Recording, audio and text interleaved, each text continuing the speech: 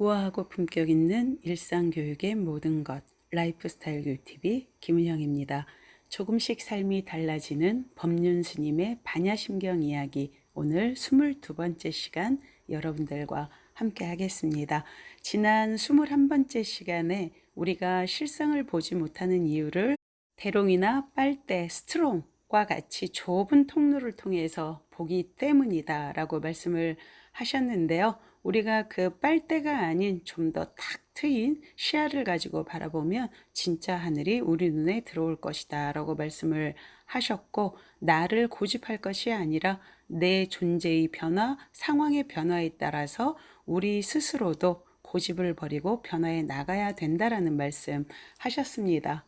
그리고 마지막으로 개인의 삶은 민족의 운명과 분리될 수 없는 것이다 라고 말씀하셨는데, 자, 그러면 앞으로 우리 남북의 문제, 우리나라 같은 경우는 남북 문제가 또 민족 문제이잖아요. 이걸 어떻게 볼 수 있겠는가에 대한 법륜 스님의 강의를 반야심경에 비추어서 같이 들어보도록 하겠습니다. 시작해 보겠습니다. 남북 분단은 한 몸뚱이를 반으로 잘라놓은 것과 다름없다. 정신세계에서 민족의식의 차원에서 보면 의식주가 편안하고 자동차를 타고 다닌다고 해서 통일은 안 해도 된다는 생각은 짐승의 세계에서나 할 수 있는 생각이다.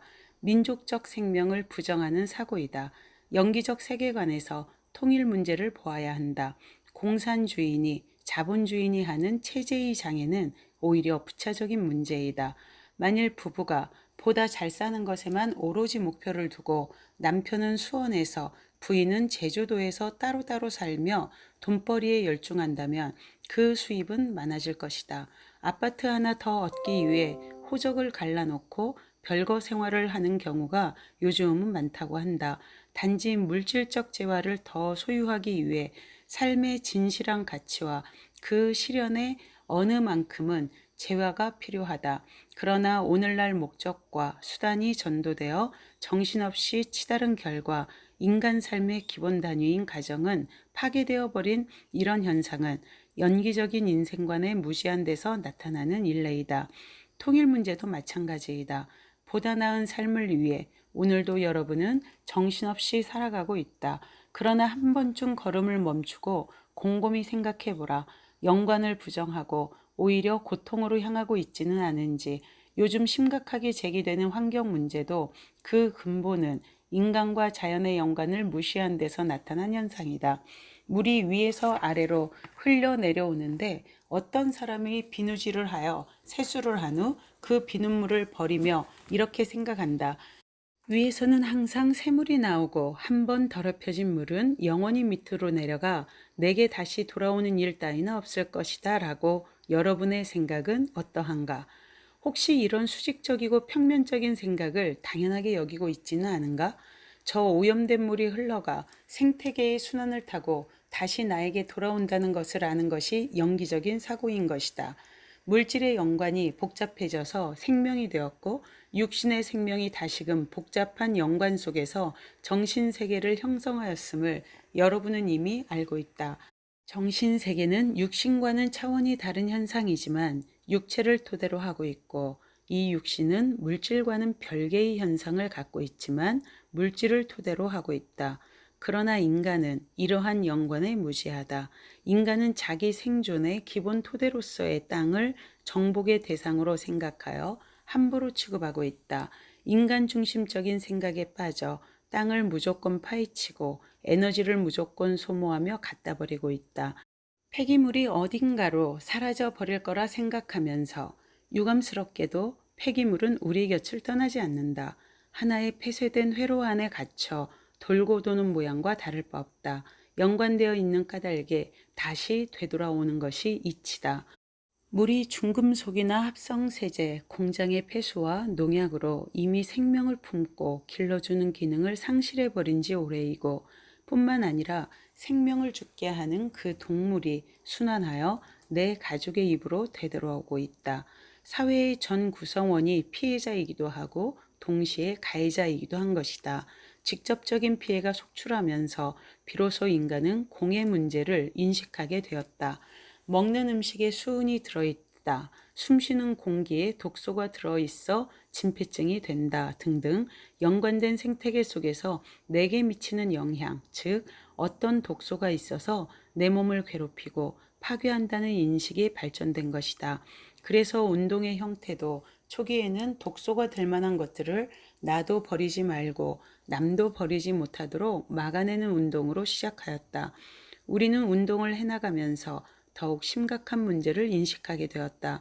지금 당장 직접 내게 피해를 미치지는 않지만 결과적으로 우리 모두의 생존에 치명적인 위협을 가할 수도 있다는 사실을 깨닫게 된 것이다. 산림이 무분별하게 벌채되어 산소가 결핍되고 플랑크톤이 소멸하며 수자원인 물고기가 줄어들거나 사라지게 되었다. 그리고 CFC 가스가 공중에 올라가 오존층을 파괴함으로 해서 지구 상공에 구멍이 뚫려 자외선에 노출되는 등의 생존의 위협이 눈앞에 닥쳐오기 시작한 것이다.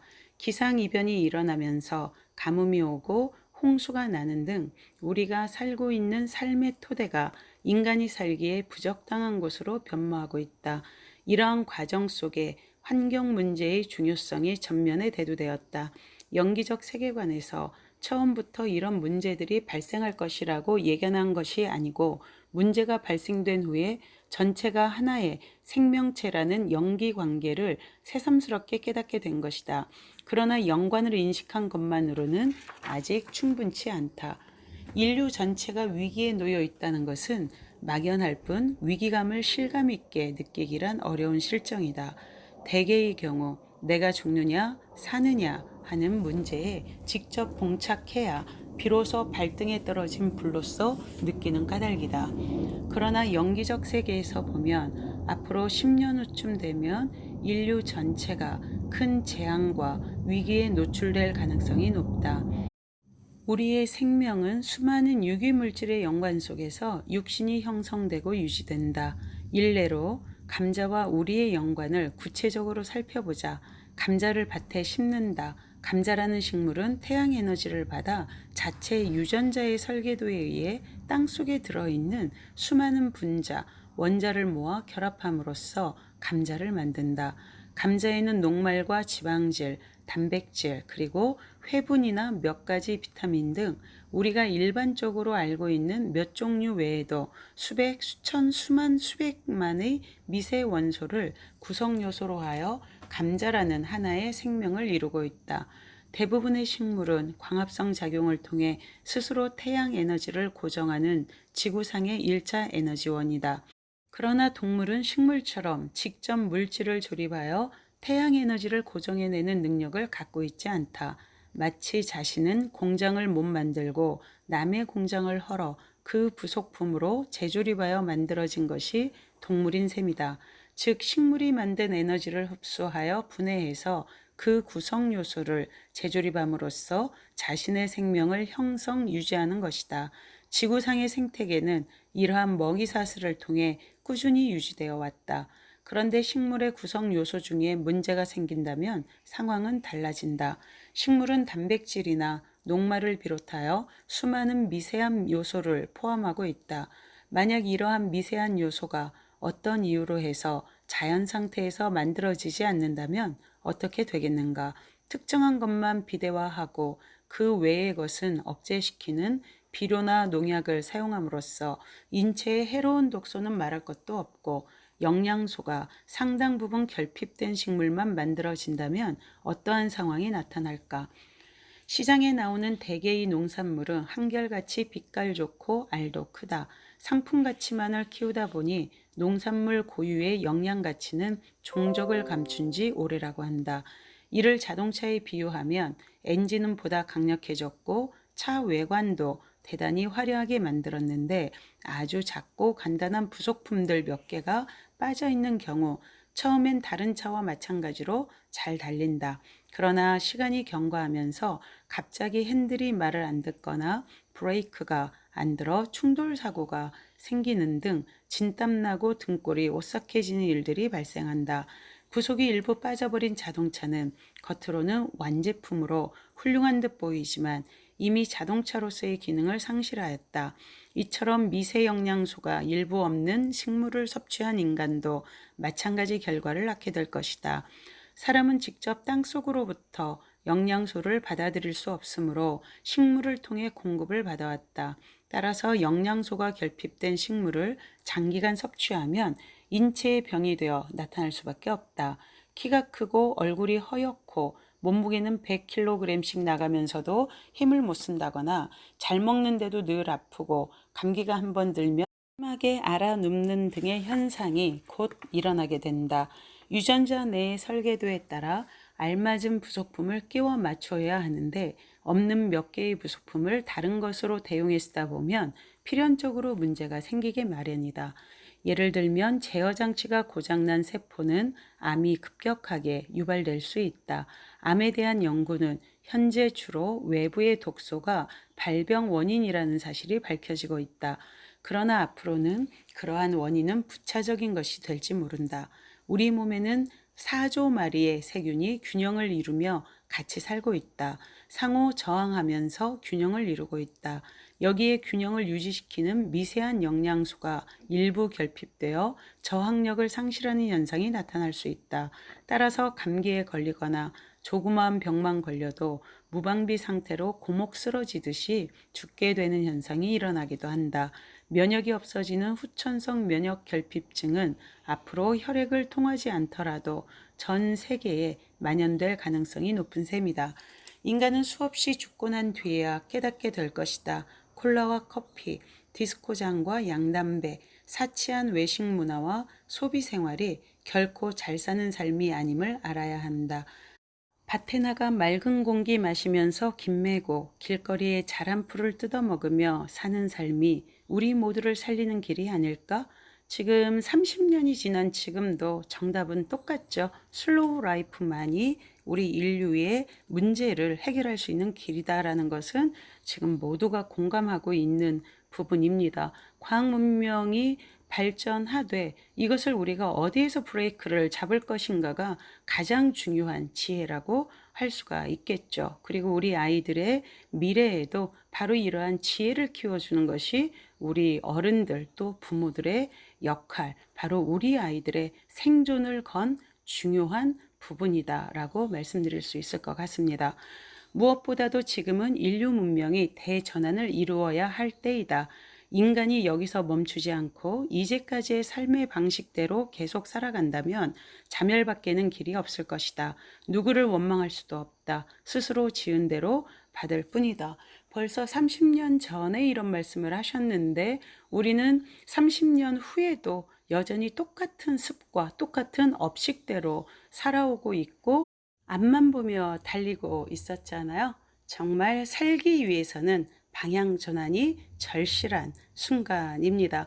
이미 온라인 사회 시스템으로 일단 브레이크는 걸려 있었지만 사실은 여기서부터가 더 절실한 문제라고 볼 수가 있습니다. 여러분, 사느냐 죽느냐 그것이 문제로다. 이게 바로 우리가 당면하고 있는 현실의 문제이고 거기에다가 내 아이들의 문제이기도 합니다. 정말 절실히 다시 한번 다가오네요. 공해 문제에서 환경 문제로 이제는 생명 문제로 심화되고 있는 추세이다. 생명을 살리느냐 죽이느냐의 차원이다. 정치를 하거나 공장을 돌려 제품을 생산하거나 또는 윤리 도덕이나 철학사상, 문화활동에도 생명을 살리는 길인지 아니면 죽이는 길인지가 기준이 되는 시대이다. 지금 대전환의 시대의 문턱에 들어섰다. 노동자가 사회의 주인이 될 것인가, 자본가가 주인이 될 것인가 하는 문제는 여전히 우리 사회의 심각한 문제이긴 하나 생명의 문제가 근본적으로 닥치게 되면 그런 것들은 부차적인 문제가 될 수도 있다. 이 문제를 지금 국가적 차원에서 크게 다루고 있는 게 중국이 아닌가라는 생각이 들고요.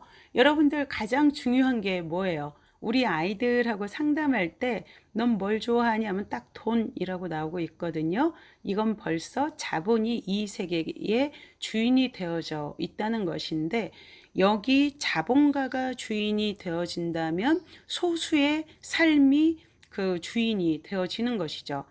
하지만 인간 생존에 닥쳐서 이 환경의 문제에 이르게 되면 돈이 있느냐 없느냐의 문제가 아니라 그야말로 누가 끝끝내 살아남느냐, 바로 생존 그 게임에 다다르게 된다는 것이죠.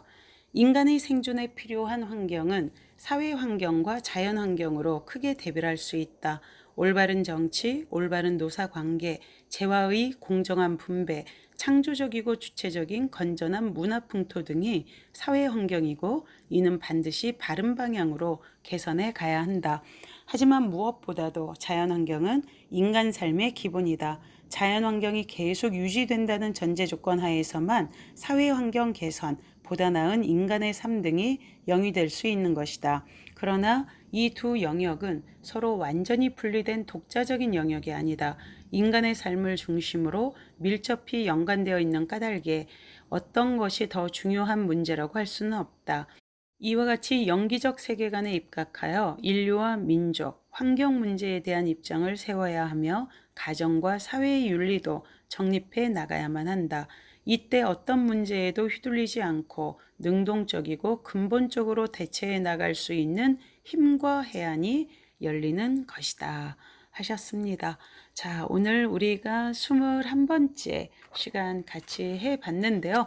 오늘은 저희들에게 굉장히 조금 더 묵직한 이슈를 던져주시죠. 무엇보다 30년 전에 이미 세기 말적인 그 생존 위협, 인간의 생존 위협에 대해서 말씀하셨고, 자연 환경이 인간 삶의 기본이기 때문에 농업 중심 사회였던 전통 사회처럼 김매고, 그리고 또 우리가 쑥 뜯어 먹으면서 사는 삶이 우리 모두의 삶을 살리는 길이 아닐까라는 말씀하셨는데, 앞으로 초등학교 입학하는 아이들한테는 책가방과 필기구가 아니라 농기구를 사줘야 하는 그러한 시대에 다다른 것은 아닌가라는 생각이 듭니다. 슬로우 라이프가 미개한 것이 아니라 그것이 인간의 삶을, 그리고 인간의 생명을 존속시키는 그러한 것이라면 우리는 다시 한번 이 교육의 선진성이라는 것에 대해서 고해야 될 시점이 아닌가라는 생각이 듭니다. 여러분, 오늘 유익하셨어요? 저는 굉장히 많은 도움이 되는 시간이었던 것 같습니다.